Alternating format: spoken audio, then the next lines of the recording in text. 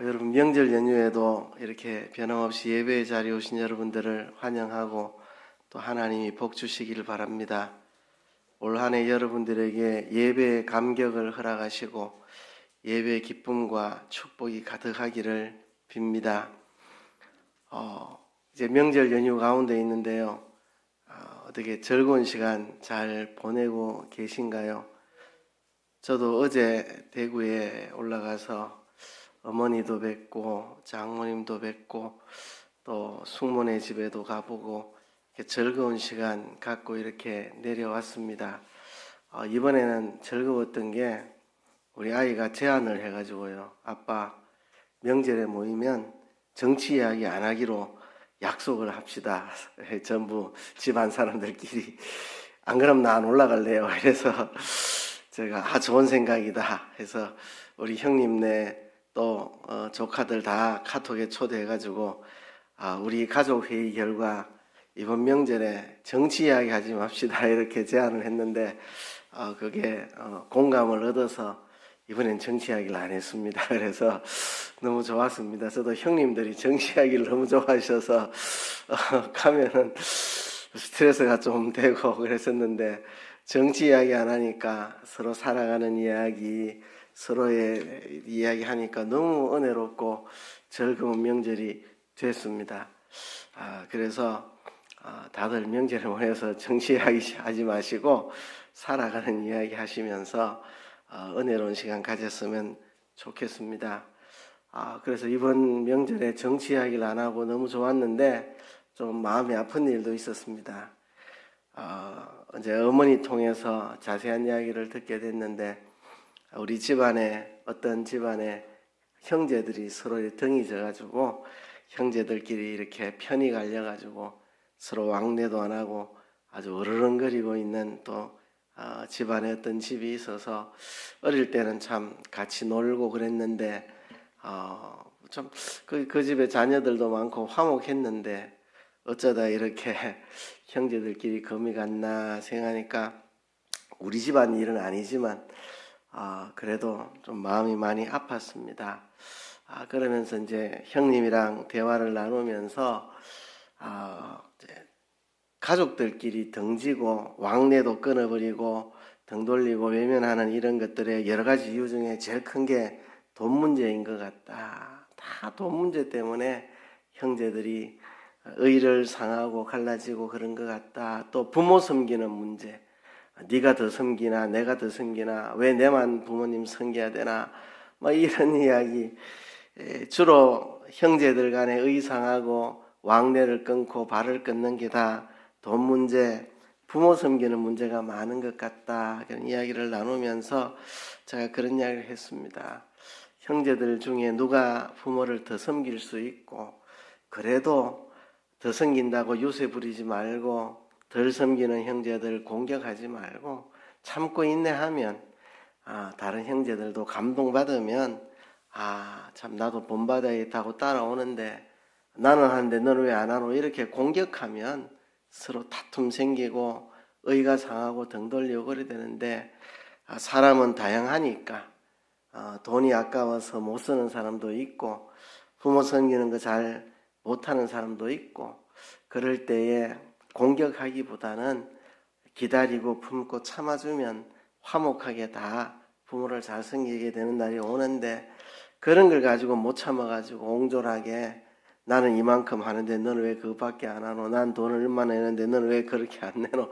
이러면 형제들 간에 의가 상하는 게 아니냐. 그러지 말고 내가 좀 더 잘하더라도 아무 소리 하지 말고 기다려주고 해야 되지 않냐. 이런 이야기를 나누면서 내려왔습니다.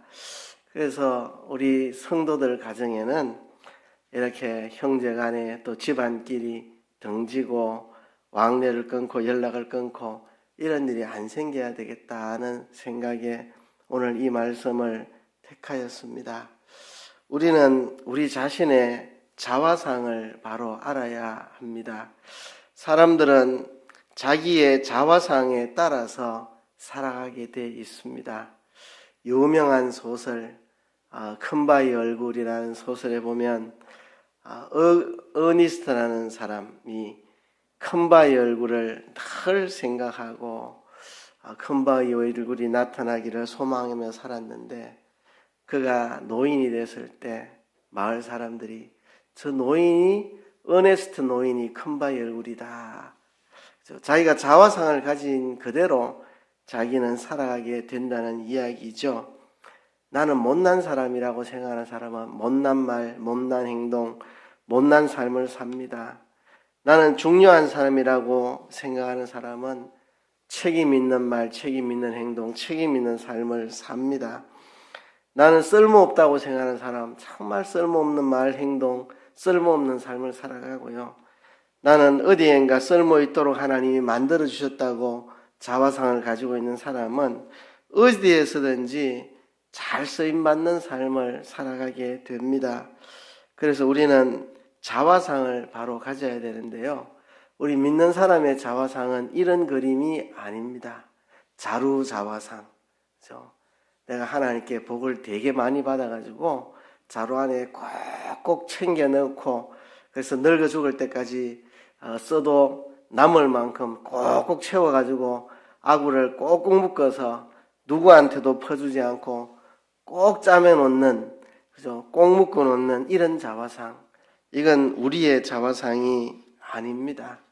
우리가 하나님께 복을 많이 받아서 나 혼자 잘 먹고 잘 살고 행복하고 편하게 살고 남한테는 나눠주지 말고 꼭 묶어 놓는 이런 자화상을 가지면 이기주의로 살아갑니다. 이런 자화상을 가지면 이기주의자가 됩니다. 그럼 손가락질을 왔습니다. 예수 믿는 사람들 이기적이야. 예수 믿는 사람들 너무너무 이기적이야. 이런 소리 듣고 살아가게 됩니다. 우리가 가져야 될 자화상은 이런 자화상입니다. 우리는 축복의 파이프라인입니다. 제가 이것을 여러분들 마음속에 심어드리고 싶어서 그런 일을 하죠. 연초가 되면 세상은 새해 복 많이 받으세요라고 인사하지만 우리는 새해 복 많이 되세요라고 인사합시다. 우리는 복을 많이 받아가지고 내한테만 꽉 채워놓는, 새해 복 많이 받아서 꽉 채워놓는 이게 우리 자화상이 아니고 내가 가는 곳마다 복을 끼치는 사람이 되는 게 우리의 자화상입니다. 하나님이 우리를 축복의 파이프라인으로 부르셨습니다. 우리를 그 직장에 보낸 거, 그 가문에 나게 하신 거, 그 문종에 시집가게 하고 장가가게 한 거, 그 집 며느리가 되고 그 집 사위가 되고 그 회사 직원이 되게 하고 그 사람의 친구가 되게 하신 것은 우리에게 그 가문에 그 직장에 그 집안에 복이 되어 달라고, 너희가 축복의 파이프라인이 되어서 그 집안, 그 가문, 그 동네, 그 사회, 그 직장에 복이 되어 달라고 하나님이 우리를 그곳에 보내신 겁니다. 그래서 우리는 하나님께 복을 많이 받아서 세상으로 복을 많이 흘려보내는 게 우리가 해야 할 일입니다. 저는 그런 사람들을 들어 봅니다. 뭔가 자기 손에 생기면 남한테 나누기가 아까워서 꼭 쥐고 있다가 썩어서 버리는 사람들. 그죠? 맛있는 사과가 생기면 아까워서 꼭 쥐고 있다가 나중에 썩어서 다 버리고. 하여튼 뭐든지 썩어서 버리는 사람들. 또 어떤 사람들은 남주기 아까워서 꼭 쥐고 있다가 썩기 직전에 남한테 줍니다. 이제 버석버석하게 이거 지금 간신히 먹을 수는 있는데 이제 상태는 안 좋고 조금만 지나면 못 먹으니까 자기 혼자 다 먹으려고 꼭 쥐고 있다가 이제 완전히 썩기 직전에 이거 어차피 내가 다 못 먹네. 에이 이럴 바에야 나누자고 그제서야 다 흐물흐물한 거 나눠 가지는 사람들, 그런 사람들 보면 아유 안타까운 생각이 듭니다. 하나님이 우리에게 가지신 계획은 이런 그림이 아닌데 꼭 쌓아두는 그림이 아니라 우리가 축복의 파이프라인이 돼서 하나님께 복을 많이 받아서 가는 곳마다 그 복을 많이 흘려보내는 이런 게 하나님께서 우리에게 주신 자화상인데요. 우리가 이 그림을 마음속에 늘 그리며 살아갑시다. 자, 이 그림을 보여드리는 것은 여러분 눈에 여러분 생각 속에 마음속에 새겨드리고 싶어서 나는 복주머니가 아니다. 나는 복주머니가 아니다. 나는 복의 파이프라인이다. 나는 복주머니가 아니다. 나는 복의 파이프라인이다. 우리 나라의 새해가 되면 복주머니에 복이 가득 담기를. 그래서 복주머니가 그렇게 생겼잖아요. 밑은 이렇게 가하게 생기고 위에는 좁게가 끈으로 딱 묶도록. 그래서 복을 확 받아가지고 딱 묶어놓고 그렇게 살아가자. 이게 우리 민족의 정신이잖아요. 복을 딱 받아서 끈으로 딱 묶어가지고 남한테 안 흘러가고 내 혼자 복되게 살아보자. 이게 복주머니잖아요. 우리는 복주머니 자화상을 버리고 축복의 파이프라인의 자화상을 우리가 가져야 됩니다. 내가 복을 받아서 가는 곳마다 복을 흘려야 되겠다. 하나님이 우리에게 구원의 복을 주셨는데 이 구원의 복을 나만 가지고 있지 말고 사방팔방으로 흘려보내고 또 이 구원의 복과 함께 더불어 주신 건강, 지식, 재능, 재물, 지위, 은사 이런 것들을 누군가에게 도움이 되고 누군가에게 격려가 되고 기여가 되고 누군가에게 힘이 되고 누군가에게 소망이 되고 기쁨이 되고 누군가에게 영향을 미치고 누군가의 삶을 변화시켜 주는데 사용하는 것. 하나님이 그 일 하라고 내게 건강도 지혜도 지식도 재물도 명예도 다 주신 건 줄 알고 누군가에게 힘이 되고 격려가 되고 위로가 되고 누군가에게 구원이 되도록 하기 위해서 흘려보내는 이런 자화상을 우리가 가져야 합니다. 그래서요, 우리 옆 사람을 한번 축복을 합시다. 옆에 앉은 분이 여자분이면 복순이가 되세요. 이렇게 말씀하시고 옆에 계신 분이 남자분이면 복돌이가 되세요. 그렇게 한번 합시다. 지금 시작. 복순이가 되세요. 복돌이가 되세요. 예.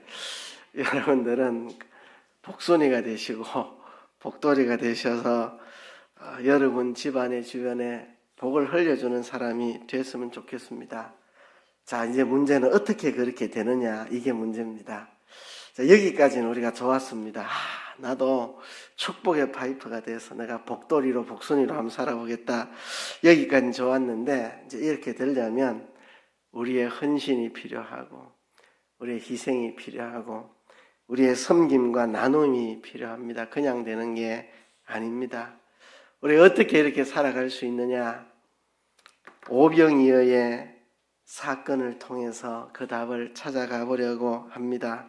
오병이어의 기적은 성경에서 대단히 중요한 기적입니다. 사복음서에 한 군데도 빠지지 않고 다 나오는 기적이 바로 이 오병이어 기적입니다. 성경이 아주 우리에게 중요하게 가르쳐주고 있는 말씀입니다.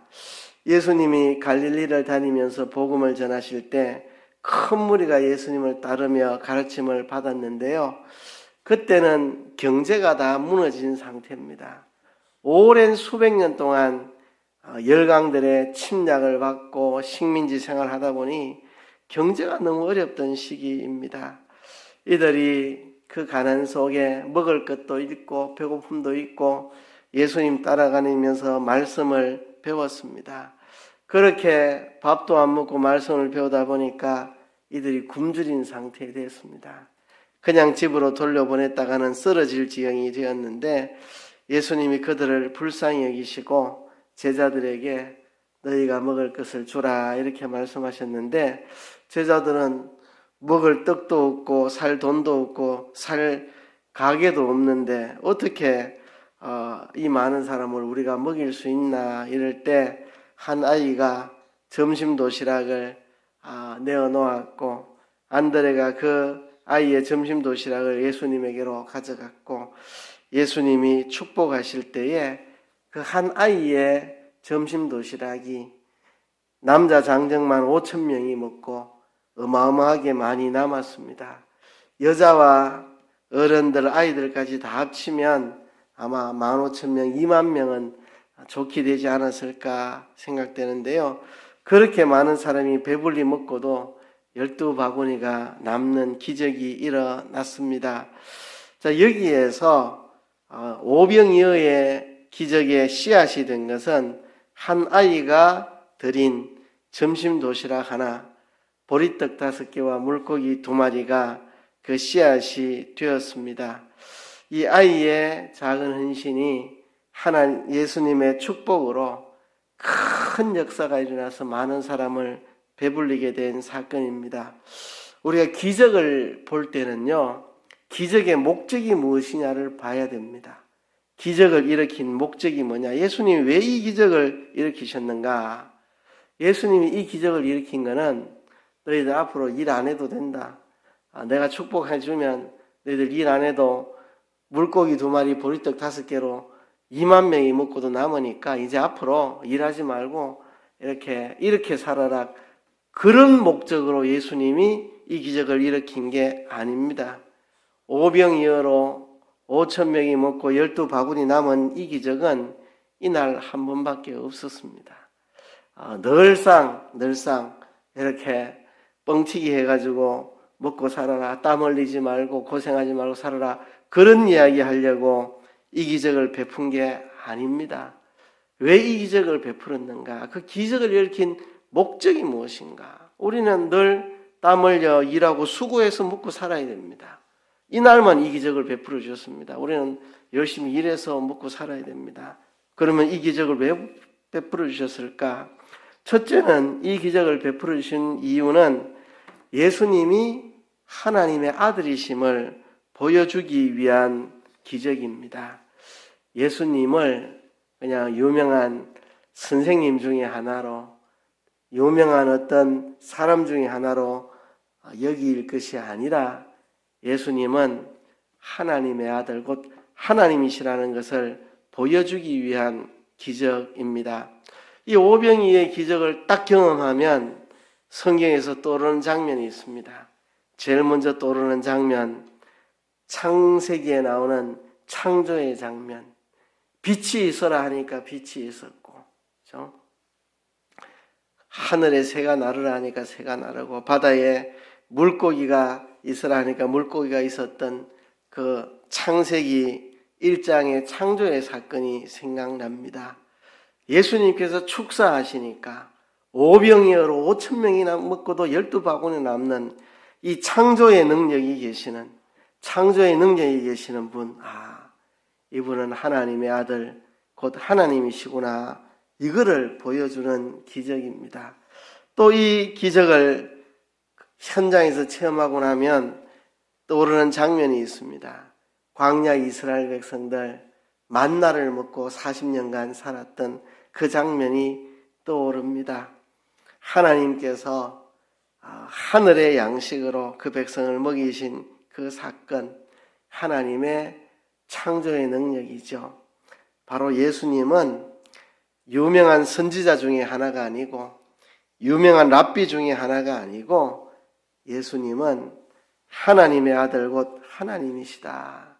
천지 창조하시던 그 하나님, 광야 이스라엘을 만나로 먹이시고 구름 기둥 불 기둥으로 지켜주시고 40년 동안 신발이 떨어지지 않고 옷이 헤어지지 않도록 하신 바로 그분이 사람 되어 오셨다는 것을 보여주는 기적입니다. 이게 첫 번째 목적입니다.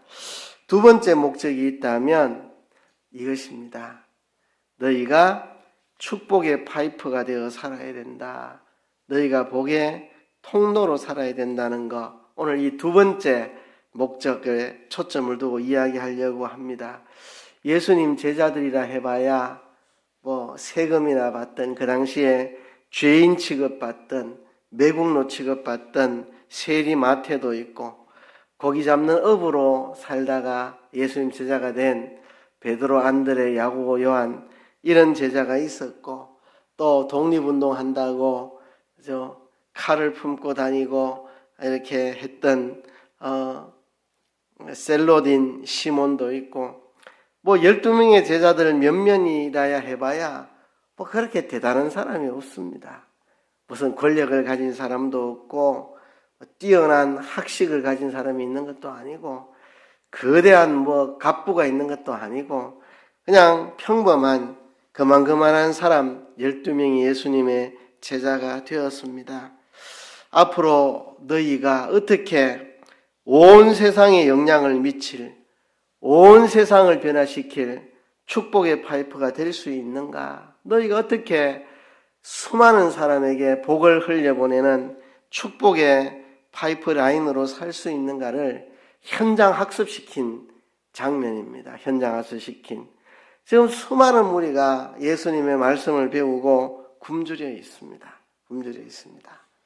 예수님은 그들을 얼마든지 돌로도 떡을 만들어서 먹일 수 있는 창조의 능력을 가지신 하나님입니다.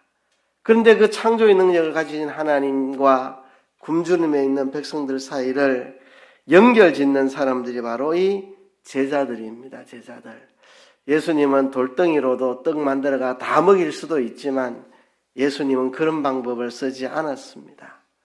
누군가 한 어린아이가 자기가 먹을 점심 도시락을 내어놓는 헌신을 통해서 안드레를 통해서 그 도시락을 예수님께로 가져오고 예수님이 거기에 축복 기도를 하심으로 한 어린아이의 헌신을 통해서 수많은 사람들이 배불리 먹고도 남는 기적을 일으킨 겁니다. 돌로 떡을 만들어서 먹일 수도 있었을 텐데 왜 이렇게 하셨을까?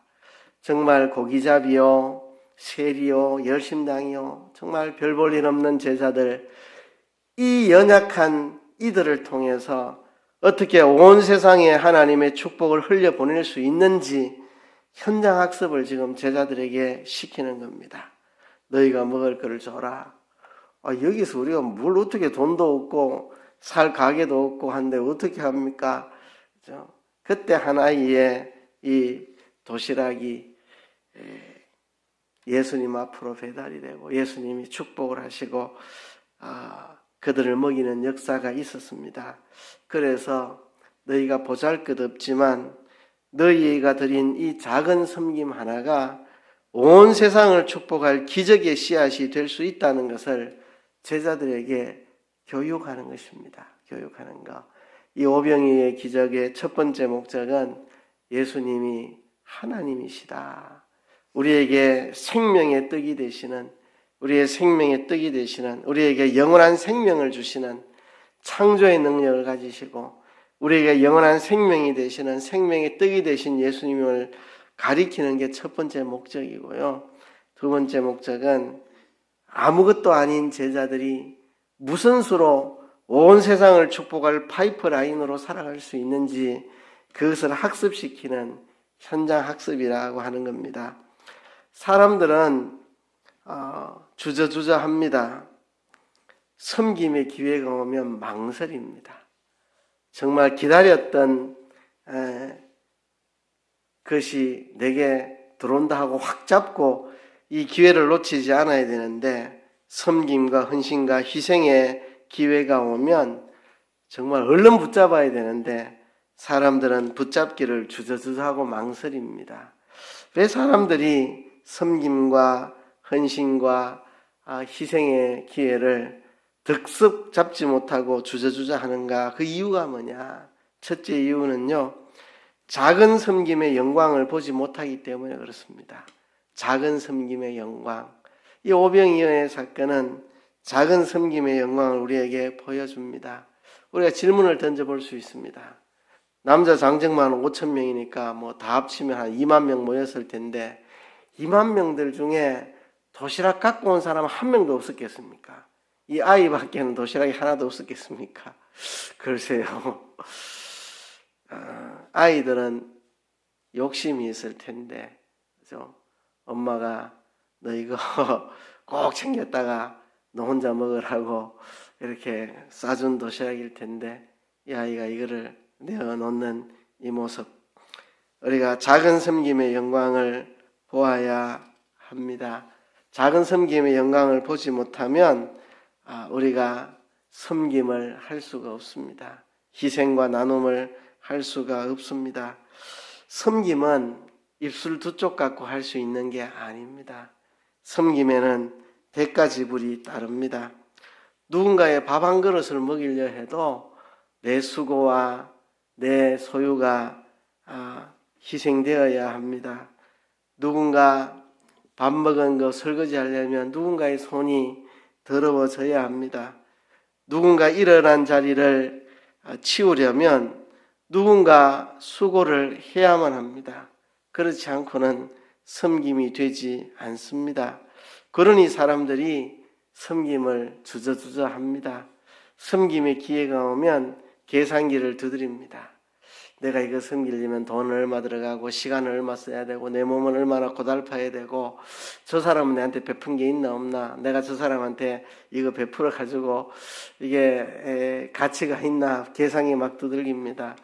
그러면서 우리가 놓치는 게 섬김의 영광을 계산하지 못하고 놓치는 겁니다. 우리가 이 땅에 출생한 거는요, 우리 어머니께서 죽음을 넘는 희생을 하셔서 우리가 이 땅에 태어났습니다. 엄마의 죽을 고비를 거쳐서 우리는 태어났습니다. 그러나 엄마가 그 수고를 거부하지 않고 맞이하는 것은 한 아이가 태어나고 잘 자라나는 그 모습을 보면서 해산의 영광이 얼마나 큰 것인지, 해산의 영광을 바라보기 때문에 그 고생을 감당하는 거죠. 예수님이 우리를 하나님의 자녀로 삼기 위해서 십자가의 그 수치와 죽음의 고통을 기꺼이 치르셨습니다. 예수님이 그렇게 하신 것은 그 너머에 있는 영광을 바라보셨기 때문에 그렇습니다. 예수님의 희생을 통해서 수많은 하나님의 택한 백성들이 죄 씻음 받고 하나님의 자녀가 되어서 새 생명을 얻고 하나님의 교회, 하나님의 나라가 이루어지는 그 영광을 예수님이 바라보셨기 때문에 기꺼이 우리 위해 십자가에 죽어주셨습니다. 예수님의 십자가의 죽음은 죽음으로 끝맺지 않았습니다. 부활하셨고 하늘로 올라가 승천하셔서 하나님 보좌 우편에서 하늘과 땅의 권세를 다 가지고 계시고 우리 위에 기도하고 계십니다. 그 영광을 예수님은 바라보면서 기꺼이 십자가의 희생을 하셨습니다. 우리의 작은 섬김이 초래할 그 위대한 영광을 우리는 바라보아야만 우리가 작은 섬김을 드릴 수가 있습니다. 여러분들 어떻겠습니까? 오병이어의 기적이 일어나던 그날 그 자리 그 현장에 이 아이 옆에 여러분들이 앉아 있었다고 한번 생각해 보세요. 아이가 도시락을 꺼낼 때 여러분 무슨 생각을 하셨겠습니까? 나도 꺼내야지 이런 생각을 하셨겠습니까? 얘 봐라, 뭉쳐놓고 지 혼자 먹지 이걸 왜 꺼내? 막 이렇게 생각을 했겠습니까? 여러분들이 그 현장에 있었으면 어떤 생각을 했을 것 같습니까? 여러분, 그 수많은 무리들 중에 자기 도시락을 기꺼이 헌신했던 한 아이를 통해서 예수님의 축복이 임하자 수많은 사람들이 먹고 남는 놀라운 영광이 있었습니다. 그 축복의 씨앗이 이 오병의 이어의 도시락입니다. 이 기적을 통해서 첫째는 예수님이 하나님이시며 우리의 영원한 생명의 떡이시며 우리의 영원한 생명이심을 보여주는 사건이고, 두 번째는 제자들에게 아무것도 아닌 보잘것없는 너희가 어떻게 세상을 축복하는 축복의 통로가 되어서 하나님의 나라를 이 땅에 세워나갈지, 학식도 없고 재산도 없고 권력도 없는 아무것도 없는 너희가 어떻게 천국 복음을 전해서 하나님의 나라를 온 세상에 세워나가는 위대한 일을 너희들이 어떻게 할 수 있느냐? 너희의 작은 섬김에 하나님이 복을 주시면 그렇게 된다는 것을 학습시키기 위해서 하신 겁니다. 그래서 우리가 작은 섬김의 영광을 바라보아야 합니다. 그리고 작은 섬김의 영향력을 알아야 됩니다. 작은 섬김의 영향력을. 이 보리떡 5개와 물고기 2마리 가지고 뭘 할 수 있겠느냐, 이런 생각 가지면 하지 말자. 내 작은 섬김 해봐야 이거 갖고 뭐 내가 돈을 얼마나 가졌으며 내가 재능이 얼마나 있으며 권세가 얼마나 있으며 내가 뭘 한다고 이게 되나, 이런 생각 가지면 작은 섬김을 못하는 거죠. 그죠? 내 작은 섬김이지만 예수님이 축복하시면 엄청난 역사가 일어난다는 이 작은 섬김의 영향력을 우리가 믿을 때에 작은 섬김을 할 수 있습니다. 누룩이 가루에 떨어지면 누룩 조그만큼 거대한 가루에 집어넣으면 이 거대한 가루가 다 부풀러 오릅니다. 온 떡덩이가 다 누룩으로 번지게 되고, 그래서 그거로 빵을 구우면 빵이 맛있죠. 그것처럼 우리의 작은 섬김에 영향력이 있습니다. 예수님이 축복하시면 우리의 작은 섬김이 큰 열매가 맺는다는 걸 우리가 알아야만 섬기고 나누고 내가 먼저 희생할 수가 있습니다. 이들이 이 한 소년 외에 이 일을 하지 못하고 그렇게 된 이유가 뭔가? 우리가 섬김의 기회가 있을 때 주저주저 하는 이유가 뭐냐? 그죠?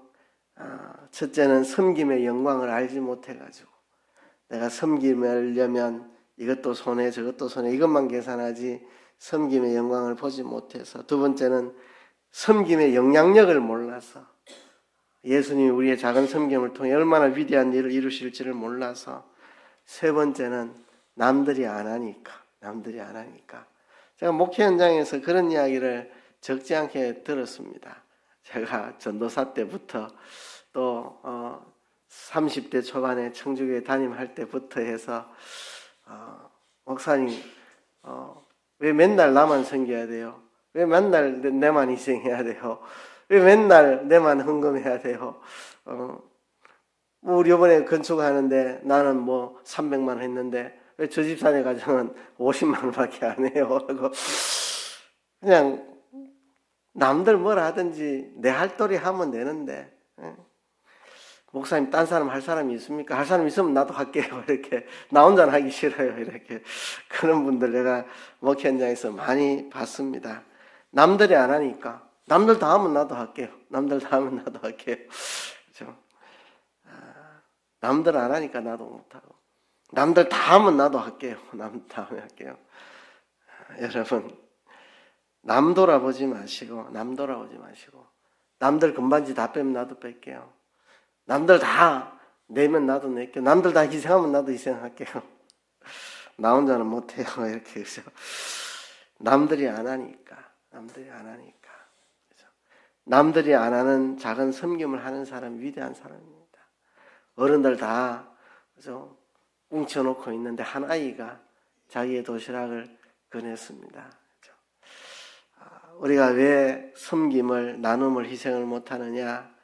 이 작은 섬김의 영광을 몰라서, 작은 섬김의 영향력을 몰라서, 남들이 안 하니까 나 혼자 하면 억울할 것 같아서 그렇게 못합니다. 여러분, 토마스 칼라일이라는 분이 이런 말을 했습니다. 우선 너 자신부터 정직한 사람이 되라. 그러면 세상에 부정직한 사람의 숫자가 1명은 줄어들 수 있다. 그런 말했습니다. 너부터 정직하게 살아라. 그러면 좌우지간에 세상에 부정직한 사람이 1명은 줄어든다. 그렇게 이야기를 했습니다. 우리 모두가 이기적으로 살고 자기 몫을 챙기며 살아가는 이런 세상 속에서 나 혼자 나누고 베풀어봐야 뭐 그게 뭔 소용이 있습니까?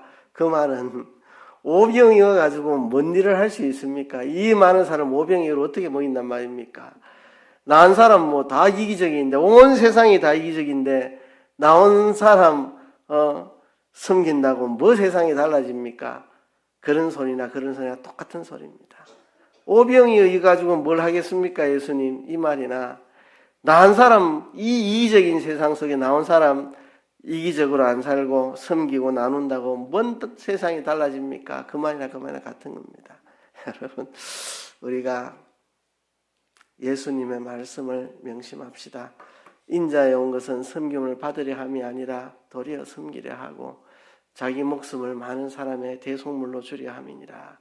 예수님 오신 것은 섬김을 받으려 오신 게 아니고 섬기려고 오셨습니다. 자기 목숨을 대속물로 주려고 오셨습니다. 저도 뭐 그렇습니다. 저도 뭐 제 이야기 사실 하는 겁니다. 저도 섬김의 기회가 오면 덥석 붙잡지 못하는 사람입니다. 계산기 두들겨 보고 이거 섬기려면 나한테 어떤 희생이 따르나 이런 생각 하다가도 섬김의 영광, 섬김의 영향력을 생각해야지 이렇게 생각하고 저도 뭐 그런 사람 중에 하나입니다.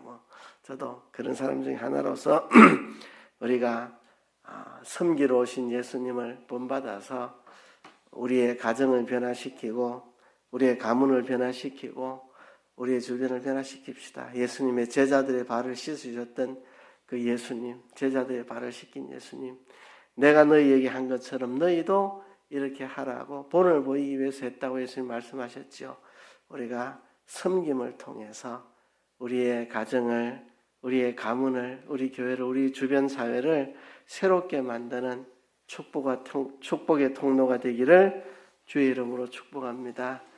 말씀을 생각하시면서 다 같이 기도합시다. 하나님, 작은 섬김을 할 수 있는 우리가 되게 도와주시옵소서. 다 같이 통성으로 기도합니다.